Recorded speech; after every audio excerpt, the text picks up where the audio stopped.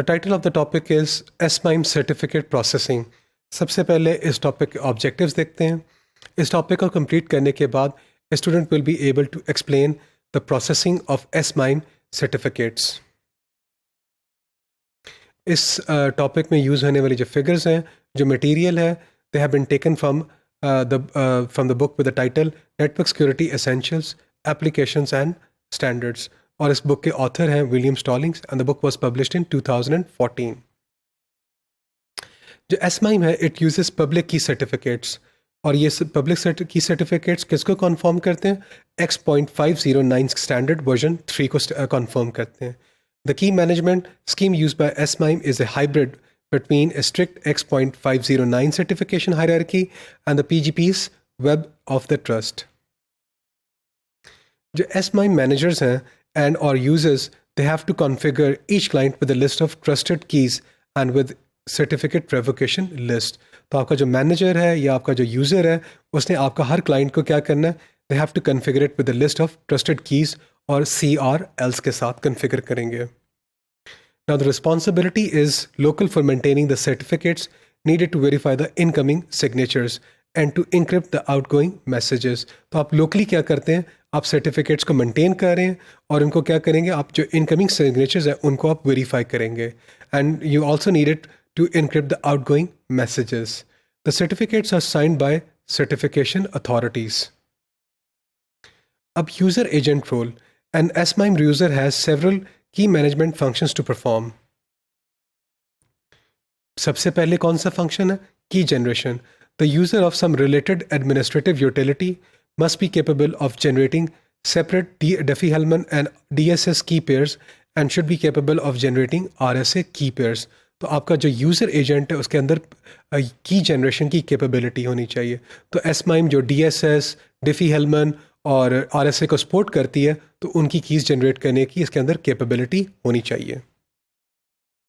A user agent should generate RSA keys, for example, with a length in the range from 768 to 1024 bits and must not generate a length of less than 512 bits. तो ये उसकी क्या होना चाहिए? ये उसके अंदर support होनी चाहिए यूज़र एजेंट में. जो दूसरी फंक्शनैलिटी है वो है रजिस्ट्रेशन की. जो user public key must be registered with a certification authority in order to receive an X.509 public key certificate. अब आपकी जो certification storage and retrieval, a user requires access to a local list of certificates in order to verify incoming signatures and to encrypt outgoing messages. तो आप locally क्या करेगा? आपका जो user agent है वो क्या करेगा? एक लिस्ट ऑफ सर्टिफिकेट्स जिनको रिवोक कर दिया गया है इनको भी रखेगा और जो वैलिड है उनको भी रखेगा, ताकि जो इनकमिंग सिग्नेचर्स हैं उनको वो लोकली क्या करें? वेरीफाई कर सकें. एंड अगर आपने कोई आउटगोइंग मैसेजेस जनरेट करें उनको वो इनक्रिप्ट भी कर सकें. So you need to store certificates and then later on retrieve भी कर सकें आप. ये capability होनी चाहिए. फिर आते हैं VeriSign certificates. VeriSign की जो कंपनी है, this is a well-known certification authority which provides the services. It's most widely used company around the world. So VeriSign provides a certification authority service that is intended to be compatible with S-MIME and a variety of other applications. जो VeriSign है, it issues X.509 certificates with the product name VeriSign Digital ID. और at the minimum, each digital ID will contain उस public key का owner कौन है, what is the name of the owner या उसकी alias क्या है उस owner की जो public key है, उस जो digital ID है उसकी expiration date क्या है, digital ID का serial number क्या है, आपका जो certification authority है जिसने digital ID issue की है उसका नाम क्या है, digital signature of the certification authority that has issued the digital ID.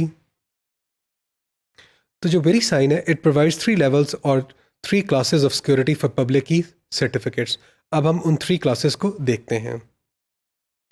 A user requests a certificate online at VeriSign's website or other participating websites. तो class 1 और जो class 2 की जो requests हैं, they are processed online. And in most cases, they take only a few seconds to approve. The following procedures are used for class 1. जो digital IDs हैं, VeriSign क्या करता है? VeriSign confirms the user's email address by sending a PIN an additional ID pickup information to the email address provided in the application. तो जब आपने application दी थी तो आपने अपना ईमेल जो प्रोवाइड किया था उस ईमेल एड्रेस के ऊपर आपके पास क्या आ गया, एक पिन और डिजिटल आईडी पिकअप इंफॉर्मेशन आ जाती है। जो क्लास 2 है उसमें क्या होगा, जो क्लास 2 के जो डिजिटल आईडीज़ हैं उसमें क्या होगा कि जो वेरी साइन है it verifies the information in the application through an automated comparison with the consumer database in addition to performing all of the steps जो उसने क्लास नंबर 1 के डिजिटल आईडी में किए थे। Finally, जो confirmation है it is sent to the specified postal address alerting the user that a digital ID has been issued in his or her name।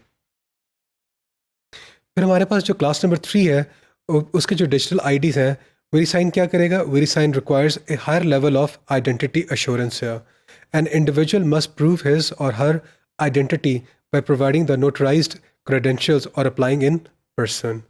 तो इस टॉपिक में हम लोगों ने जो SMIME सर्टिफिकेट प्रोसेसिंग कैसे कैरी आउट करता है उसको देखा एक एग्जांपल के साथ, जो एग्जांपल थी VeriSign सर्टिफिकेट्स की, जो एक वेल नोन और एक वाइडली यूज्ड कंपनी है जो क्या करती है, सर्टिफिकेट्स इशू करती है।